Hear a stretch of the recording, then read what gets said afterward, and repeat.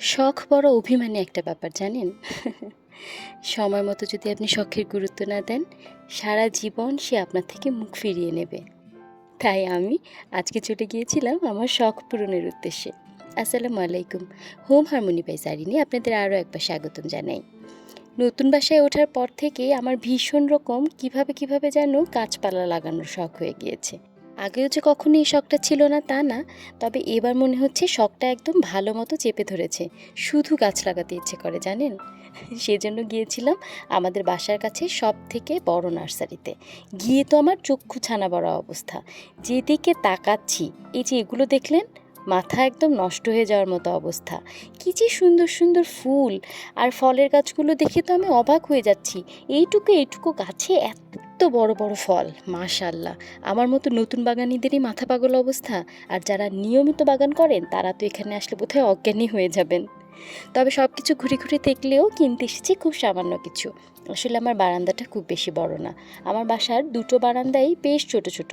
তো একটা বারান্দায় যতটুকু গাছ রাখা যায়, তারপরেও আমি হিবিজিবি একদম পছন্দ করি না। একদম বাছাই করে খুব ছোট কিছু গাছ নেব। টুকটাক কিছু ফুলের গাছ, কিছু ডেকোরেশন প্ল্যান্ট আর একটা মরিচ গাছ কেনার ভীষণ ইচ্ছা ছিল। তবে এখানে যাওয়ার পর অটোমেটিক আমার নিয়ত বদল হয়ে গেছে। আমার সবই নিতে ইচ্ছে করছিল।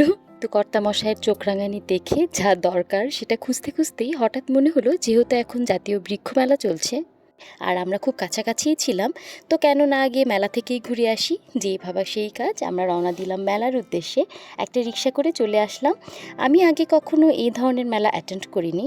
ওই যে বললাম, আগে কখনো না গাছ নিয়ে এত শখ ছিল না। তবে এবার যেহেতু একটু শখ হয়েছেই, তো ভাবলাম যাই আগে মেলাটাই ঘুরে আসি, এ ধরনের মেলাগুলো কেমন হয় দেখে আসি। ঢুকে তো আমি আরও অবাক হয়ে গেছি। মানে নার্সারির থেকেও 3 গুণ বড় পরিসরে এই মেলাটা হচ্ছে। এখানে যে কত কত স্টল, কত কত রকমের গাছ, আমি তো অবাক হয়ে যাচ্ছিলাম। গিয়েছিলাম সামান্য কিছু কেনার উদ্দেশ্যে, কিন্তু এই ফুল টুলগুলো দেখে আমার মাথা শেষ। তবে সবচাইতে যেটা দুঃখের কথা, আমরা মরিচের চারা খুঁজছিলাম। আনফর্চুনেটলি কোনো স্টলে মরিচের চারা নাই। সবাই বলছিল যে প্রচুর বৃষ্টির কারণে মরিচের চারাগুলো নষ্ট হয়ে যাচ্ছে। তো মরিচের চারা আমরা আর ওখান থেকে কিনতে পারি নাই। ঘুরে ঘুরে দেখছিলাম। আর এখানে এই স্টলটাই দেখলাম একটু আলাদা, মানে সবই তো গাছের স্টল, তার মধ্যে এটা দেখলাম সব কিছু বাঁশ দিয়ে তৈরি, সুন্দর সুন্দর সুভেনিয়র এখানে পাওয়া যাচ্ছিল। সব ঘুরে ফিরে দেখছিলাম, বেশি কিছু ভিডিও করতে পারিনি কারণ সন্ধ্যা হয়ে যাচ্ছিল। আমরা খুব দ্রুত বাসায় ফিরে এসেছি। এখন আপনাদের দেখাই আমি কি কি কিনেছি। আমি এই ছোট্ট মনস্টেরা গাছটা কিনেছি। বাচ্চা বলা চলে। বড় মনস্টেরাগুলোর যে দাম, বাপরে বাপ, আমার তো ধারণাই ছিল না যে এগুলোর এত দাম। তো আমি একটা বাচ্চা কিনে নিয়ে এসেছি। দেখি এটাকে এখন পেলে পুষে বড় করা যায় কি না। এটার পাতা টাতাতে বেশ কিছু টুকটাক ঝামেলাও আছে। আমার আসলে এই গাছগুলো পালার ব্যাপারে একেবারেই কোনো অভিজ্ঞতা নাই। আপনারা প্লিজ আমাকে একটু জানাবেন। আর একটা রাবার প্ল্যান্টেরও বাচ্চা কিনে নিয়ে আসছি। এর মাকে আমার পছন্দ হয়েছিল, কিন্তু 3,000 টাকা দাম চাওয়ায় ওর থেকে আমি মুখ ফিরিয়ে নিয়েছি। আর অবশেষে আমরা একটা মরিচ গাছের চারাও কিনতে পেরেছিলাম। আর এই সুন্দর নয়নতারাটাকে দেখেন। এর রং দেখে আমি এত মুগ্ধ হয়ে গেছি।